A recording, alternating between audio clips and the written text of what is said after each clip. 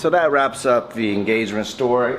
If you're still watching, thank you. What I did want to tell you is, man, there's just so much you're gonna learn when you get engaged. Like, I was not ready. Like, it's like real adulthood. Like, maybe if you get engaged in your 20s, it doesn't feel that way, or maybe because I waited so long that it was like, oh, wow, this is crazy. So I definitely want to make a quick video talking about what I've learned. So let's get into it.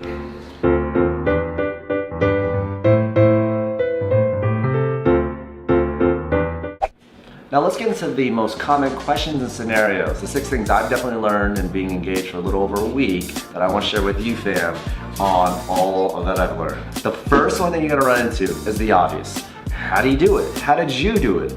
How did you propose?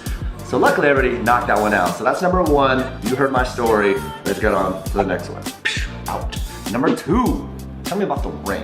And one of the things I want to make sure I highlight to you fellas is whatever you do, whether it's like your mom's ring, your grandma's ring, whether you get a ring from a mall or from a private guy, just be happy with what you can afford financially, what she expects. I do believe that the ring is a reflection of you as a man. So depending on what kind of ring it is, just make sure she's proud of it and you guys are aligned. I'll generalize and say sometimes I'm not sure people are on the same page around the ring, and I think you just gotta be very comfortable with what you get. She's really proud of it, and that's all that matters.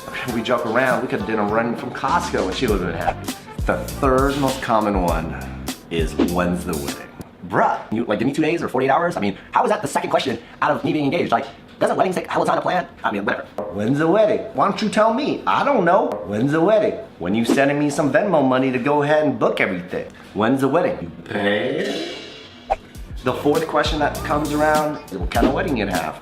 A big wedding or a small wedding? Small wedding or a big wedding? If you're married and watching this video, you tell me which one you are. I literally feel like it's the most personal thing, and people get super defensive on weddings.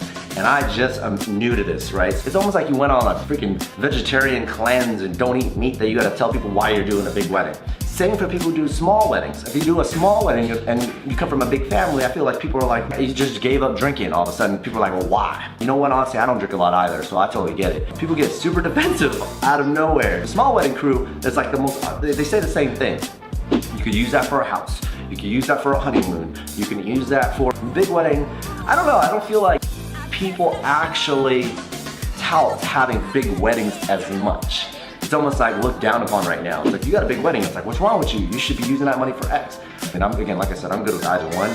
But prior to that, I'm like, why is all these small wedding people all like just hating? A lot of hate in the small community, you know, the small wedding community right now. If you have a small wedding, I didn't go. Number 5, and this is a little bit of a detour from the questions, but more of an observation for me, is it's super real. It's the realest thing ever. It's real, like in terms of how everything accelerates and you're now building for a future for you two. I definitely feel and can empathize more now with my homies that are married than I did before. The things that get real, and I would suggest kind of dabbling with this before you get engaged, is talk about your finances, your debts, how you want to plan for the future for your kids, if at all, if you don't want to have kids, you know what I'm saying? One thing that's super important to me is being logical, but you got to be really careful because there's a huge balance between being romantic and being realistic. You know what I'm saying? Have that balance between being romantic and being realistic.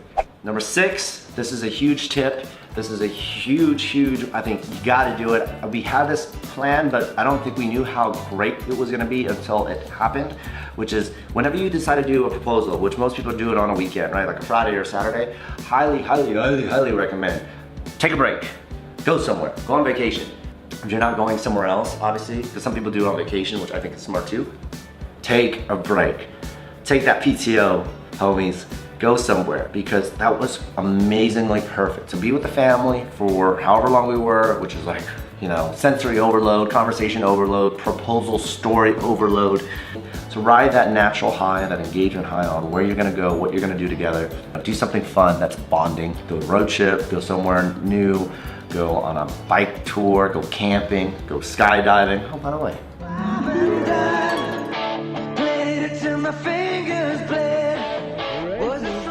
How are we doing today? Excited, very For what? to jump. Out of a plane? Crazy! And that wraps up the 6 things I've learned through this entire engagement process. So thanks for watching the video. Let me know down below in the comments section wedding hacks you have as I prepare for wedding season. But more importantly, thank you so much for watching. Hopefully this was beneficial, and hopefully my engagement proposal can spark ideas for you to do what you need to do if you're not already married. All right, so that's all. Appreciate y'all watching. Like, subscribe, you know the drill. Peace.